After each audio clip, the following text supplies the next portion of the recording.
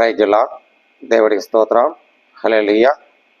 ప్రియమైన బిడ్డలారా, దేవుడి బిడ్డలారా, విశ్వాసమును మూలముగా నడిసే క్రైస్తవ బిడ్డలారా, మీరందరికీ పేరు పేరును కూడా వందనాలు తెలియజేస్తున్నాను. యేసయ్య ప్రేమ సహవాసముతో మీరు ఉంటూ ఆత్మీయంగా కొనసాగిస్తున్నారని మీ అన్నదమ్ములు ప్రార్థిస్తున్నాం. మరి దేవుడిచ్చిన అవకాశం బట్టి మేము ఎందుకు కొంచెం ధ్యానించాలని ఆశపడుతున్నాను. బిడ్డలారా, మరి ఈ మధ్య కాలంలో మా కుటుంబంలో శోధనలతో మరి మా బామ్మత్తి గారు మరి నిద్రించారు.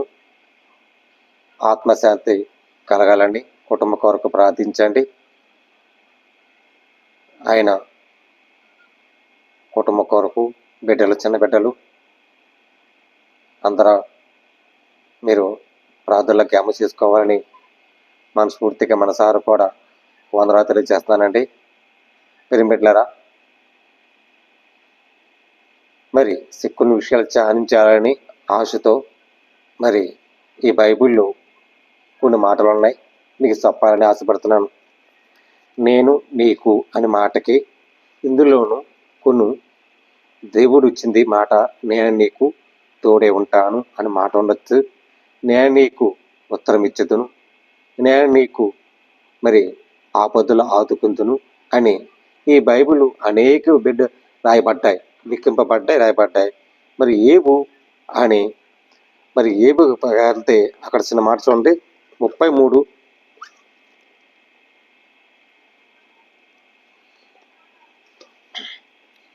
ఏబు 33 నా మాట ఏమియు లేని ఎడల నీవు నా మాట ఆలగింపము. నా మాట విని ఎడల అంటే వినాలి, దేవుడి మాట వినాలి, చక్కగా ఆయన రూపకల్పనతో మనకు కొనసాగించాలి. రూపకల్పన ఏదండి? మాట, మంచితనం దేవుడు అనేక జనముల కోసం నేర్పిస్తున్నాడు. ఇక్కడ ఏముందండి? మాట ఏమియు లేని ఎడల నీవు నా మాట ఆలకించము. నీలో మాట లేకపోతే నా మాట ఆలకించండి. మౌనముగా ఉండుము, నేను నీకు ఆజ్ఞాపించి బోధించేదును. మౌనముగా ఉన్న నేను ఆజ్ఞ ప్రకారముగా నేను ఏం చెబుతున్నానో దాన్ని ఆలకించి బోధించడు చక్కగా వినాలి. మరి నేను నీకు తోడే అనే మాటకి మరి దేవుడిచ్చిన ప్రకారముగా ఆనాడు మరి మోషే తోడైనట్లు నీకు తోడే ఉంటా యెహోషువా మరి అని యెహోషువతోని పలకరించాడు దేవుడు. పలకరించి మోషే తోడైనట్లు నీ దేవుడు ఉంటాయని అంది. ఇక్కడ నేను నీకు తోడుగా ఉంటాను, అలాగే సహాయం ఇచ్చేవాడు ఆయనే బోధించను. మరి ఎలీహువుకు మరలా ఇలా చెప్పసాగను, మరి జ్ఞానరాలులకు నా మాట అరిగించను, ఆయన అనుభవసారాలకు నాకు సెవియక్కము అని. మరి ఆహారం రుచికరం అవ్వాలన్నా, జ్ఞానం మనం పెంచుకోవాలన్నా, జ్ఞానంతో వివేకముకు మనకు నవ్వాలన్నా దేవుడి మాట మనం వినాలి. మాట ఆలకించి శ్రద్ధగా వినాలి. ఆయన ఏమి ఇచ్చాడు ఆ మాట ఆలకించి మనం కొనసాగించటమే లక్షణ ప్రార్థన. మరి అదే విషయంలో మరి ఇంకో చిన్న మాట ఉందండి, నీతిని మనకు అనుంది. ఇక నేను నీకు అనుంది, ఇక్కడ నీతి మనకు అనుంది.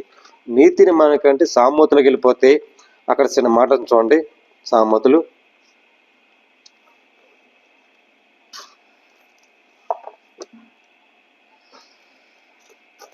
14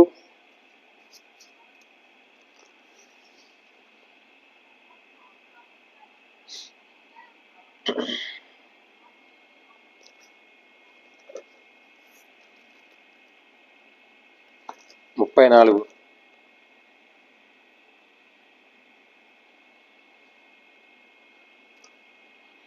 సామెతలకు వెళ్ళిపోతే 14:34 చూడండి. నీతి జనములకు ఘనత టెక్కలకు కారణము, పాపమునకు ప్రజలకు అవమానము తెచ్చను. నీతిని ఉంటే ఆయన రెక్కల కింద నీకు కప్పుతాడు, కప్పి మరి పాపము ప్రజలకు అవమానం తెచ్చను. పాపములు చేస్తే మన పాపములోని ప్రజల మీద వెళ్ళిపోతుంది. ఏం చేస్తుంది? అది మనకి సెలరేకిపోతుంది పాపము. ఆ పాపము సెలరేక ఉండక మునుపుమే మన నీతిని కాపాడుకోవాలి. నీతిని కాపాడుకుంటే అప్పుడు బుద్ధి గల సేవకుడు రాజులకి ఇష్టలు. బుద్ధి గల ఎవలగండి? సేవకుడు. బుద్ధిమంతుడు, నీతిమంతుడు, నీతి కాపాడుకునేవాడే సేవకుడు. అలా సేవకుడు అంటే రాజులకి ఇష్టం. రాజాది రాజుకి ఆయనకి ఇష్టలుగా ఉంటాడు. మరి అవమానకరముగా నడిచిన వారికి రాజుకు కోపించను. మరి ఏదైనా సరే చేయాలన్నా అవమానమించకూడదు. అవమానం లేకనే దేవునికి ఇష్టలుగా దేవునికి ఉండాలి. అలా సేవకుడు ఉంటే మన సాధకమైన మనసుతోను, ఏకరీతి మనసుతోను మన దేవుడి యొక్క శరీరసారముగా ఆయన ఆత్మసారంగా ఉండాలి. అప్పుడు మన ఏదైనా సరే దరిద్రులని బాధించకూడదు. దరిద్రులకి మరి మనం అవమానం పెట్టకూడదు. ఎలాగంటే దేవుడిచ్చిన ప్రకారము సృష్టికర్తకి ఆయన మరి సృష్టికర్త యుగములుగా ఉన్నాడు ఆయన. మరి ఎవరు నిందించకూడదు, అవమానపరచకూడదు. అలా బీదలకి మరి కనికరించాలి. బీద లేని వారికి వస్త్రములు ఇవ్వాలి. మరి ఇతరులు కూడా అక్కడ వస్త్రాలు ఇచ్చి మరి అలా ఉంటే భక్తిహీనుడికి సేవకుడు అంటారు. ఏమంటారా? అలా నీతిని కాపాడుకోవడం ఉంటుంది. నీతిని యథార్థం అంటే మరి మనం ఉన్నంత వరకు కాలం కరకు మరి నీతిని ఆశ్రయం కలుగుట అని ఉంది. మరి తెలివి లేని హృదయం జ్ఞానములకు కలుతారు. ప్రియమిత్రుడా, మన దేవుని విశ్వాసము మూలముగా ఆయన క్షణములోను ఉండాలి.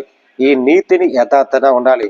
మన నీతిని మనం హృదయములో కాదు, కానీ దేవుని దగ్గర నీతిని మనం కనిపెడుతున్నామా? దేవుడి దగ్గరకు మనం ఎరిగినట్లు ఆ నీతిని ఎంత కొనసాగిస్తున్నాం మన హృదయములు పరిశీలించుకుంటే, ఈ హృదయములను తెలుసుకుంటే అప్పుడే దేవుడికి నువ్వు నిజమైన నీతిని సేవకుడు అని అంటావు. అప్పుడు దేవుడికి రాజులకు ఇష్టలు ఆయనకి ఇష్టముగా నిన్ను ఎంచుకుంటాడు. ఈ సత్యాన్ని తెలుసుకోవాలని ప్రభు పేరట మీరందరికీ పేరు పేరున వందనాలు తెలియజేస్తాను. దేవుడి మాటలు దీవించి ఆశ్రయించను కాక. ఆమేన్. ప్రార్థన అండి. పరిశుద్ధమైన ప్రేమగల తండ్రి, కృపగల దేవా, నీ స్తోత్రాలు. అనేక బిడ్డలు రక్షించండి. కాపుతల భద్రత నుంచి ప్రభా, ప్రతి దైవజ్ఞులు సేవకులు అనేక రక్షణ దయచిన ప్రభా. నాయన సేవకులు ఎంతమంది ఉన్నారు ప్రభా, సంఘాల కోసం ప్రార్థిస్తున్నాం. రక్షణ దయచండి. నీ ఆశీస్సులు నింపమండి ప్రభా. రాగభాగం ప్రేమించు. రోగుల కోసం ప్రభరణ, వ్యాధుల కోసం, బాధల కోసం అనేక బిడ్డలు రక్షణ దయచండి. సాక్ష్యం నింపమని, సహాయమని, ఆశలు నింపమని, గొప్ప కార్యము దయచమని తండ్రి. నీ చిత్త నెరవేర్చినట్లుగా గొప్ప మేలు చేయని ప్రభాన నీ ఆశీస్సులు కావాలి ప్రభా. నాయన యేసయ్యా వందనాలు ప్రభా. నాయన రాగభాగంతో ప్రేమించండి. కాపుతులు అలాగే తెలుగు 2 రాష్ట్రాల కోసం ప్రార్థిస్తాం. క్షేమంగా కనికరముగా నీ ఆశలు నింపమని క్రీస్తు యేసు పరిశుద్ధాత్మ ఏర్పమని వేడుకుంటున్నా పరమ తండ్రి. ఆమేన్. ప్రజలండి అందరికి వందనాలు. దేవుడు మీ కుటుంబాన్ని దీవించి ఆశ్రయించును గాక.